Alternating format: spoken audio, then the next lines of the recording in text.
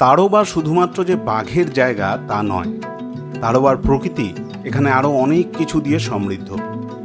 বাঘ দেখতে গিয়ে আমরা অনেক সময়ই এই জিনিসগুলোকে দৃষ্টির অগোচরে রেখে দিই। আজ এই ভিডিওতে আমি তাড়োবার আশেপাশের সেরম কিছু জায়গাকেই তুলে ধরব, যেগুলো ছাড়া তাড়োবা ভ্রমণ অসম্পূর্ণ থেকে যায়। নমস্কার বন্ধুরা, ভ্রমণ রসিক ভ্লগস চ্যানেলে আপনাদের স্বাগত। ছোট করে BRV। আমি তীর্থঙ্কর। ভারতবর্ষের বিভিন্ন জায়গায় আমি ঘুরে বেড়াই আর তুলে ধরি আমার ভ্রমণ আপনাদের সামনে। আমার এই প্রচেষ্টাকে সাপোর্ট করতে চ্যানেলটিকে সাবস্ক্রাইব করবেন আর বন্ধুদের সাথে শেয়ারও করবেন। তাড়োবায় আমার ঠিকানা ছিল MTDC রিসর্ট। অনেক বড় এলাকা জুড়ে অবস্থিত এই রিসর্টটি। থাকার জন্য রয়েছে VIP sweet, deluxe sweet, standard rooms ইত্যাদি। রয়েছে বাচ্চাদের খেলার জায়গা। আবার রিসর্টের একধারে রয়েছে মোহরলি ভিলেজ লেক।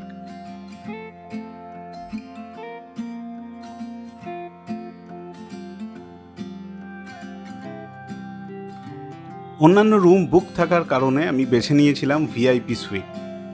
এখানে মোট 2টি ঘর রয়েছে। রুমে ঢুকেই দেখা যায় বিশাল বড় এক বৈঠকখানা। ঘরের ছাদে কাঠের সিলিং।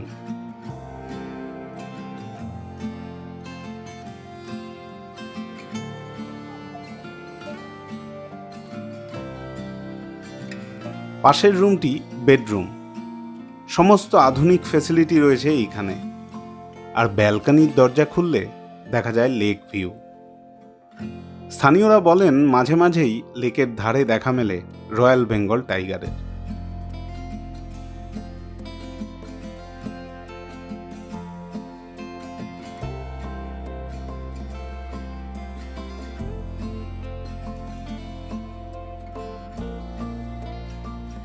সকালবেলায় আমাদের সাফারি না থাকায় বেলা করে বেরিয়ে পড়লাম বোটিংয়ের উদ্দেশ্যে। তাড়োবা লেক যাওয়ার পথটিও বাফার জোনের অংশ। সকালবেলা নীল আকাশে তখন তুলোর মতো মেঘেরা ছড়িয়ে ছিটিয়ে রয়েছে। শুনলাম লেকের এই জায়গায় গতকাল এক গবাদি পশুকে তুলে নিয়ে গেছে বাঘ। বুঝতেই পারছেন আমরা যে অংশে রয়েছি এখানেও বাঘের যাতায়াত রয়েছে।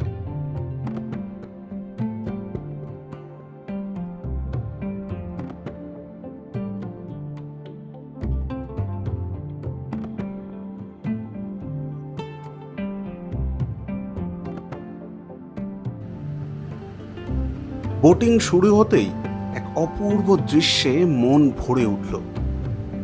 নীল আকাশের প্রতিবিম্ব লেকের জলে। চারিদিকে নীল রং যেন মিশে গেছে।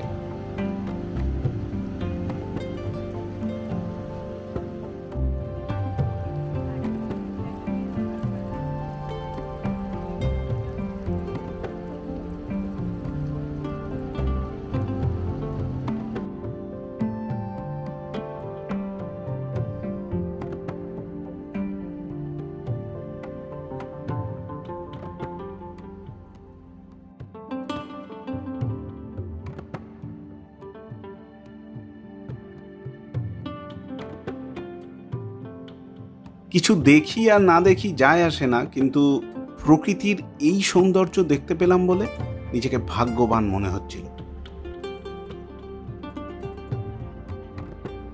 লেকের জলে কিছুক্ষণ বোটিং করে ফিরে এলাম রিসর্টে। বিকেলের দিকে চলে এলাম তাড়োবার বাটারফ্লাই গার্ডেনে। এই গার্ডেনের সামনে দাঁড়িয়েই উপলব্ধি করতে পারলাম গার্ডেনের নামের সার্থকতা। এরপর গার্ডেনে ঢোকার পর থেকেই দেখতে পেলাম নানান রকম প্রজাপতিকে।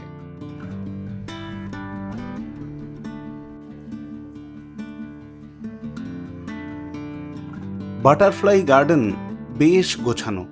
প্রজাপতিদের জন্য রয়েছে নানান ফুলের সমাহার।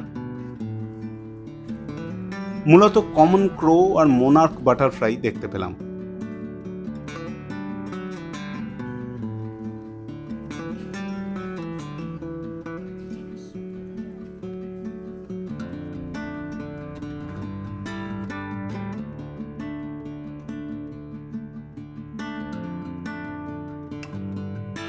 পরিষ্কার এবং পরিচ্ছন্ন এই গার্ডেনে বসেই বেশ খানিকটা সময় কাটিয়ে দেয়া যায়।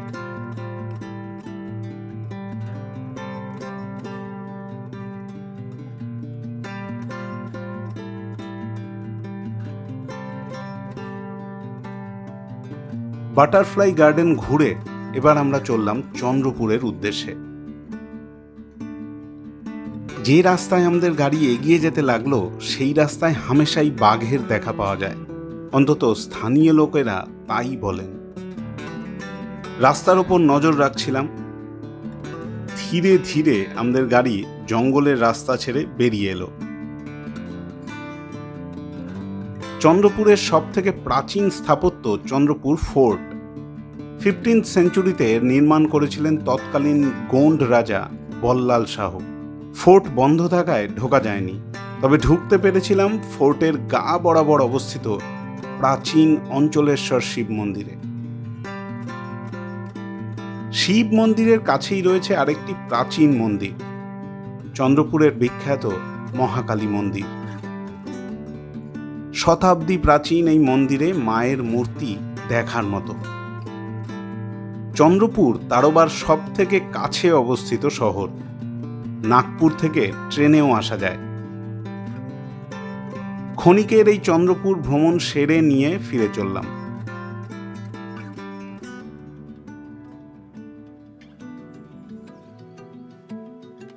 চন্দ্রপুর থেকে তারোবা প্রবেশ করার সময় আবার এলো সেই অন্ধকার রাস্তা।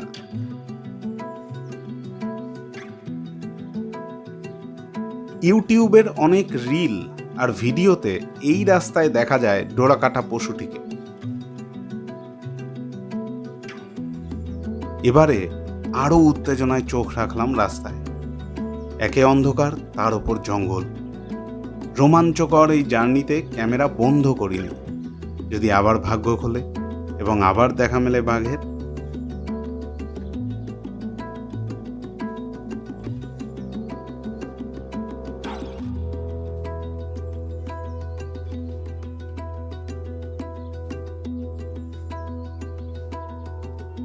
শেষমেশ বাঘের দেখা মেলেনি।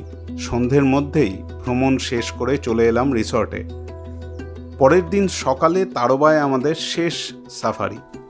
আপনারা সেটা দেখবেন পরের ভিডিওতে। চন্দ্রপুর আর তারোবা লেক ভ্রমণ আপনাদের কেমন লাগলো জানাবেন। ভালো লাগলে লাইক আর শেয়ার করবেন। চ্যানেলটিকেও সাবস্ক্রাইব করতে ভুলবেন না। ভ্রমণ সংক্রান্ত যাবতীয় তথ্য ডেসক্রিপশন বক্সে দেয়া রইল। দেখা হবে আগামী ভিডিওতে। এখনকার মতো নমস্কার।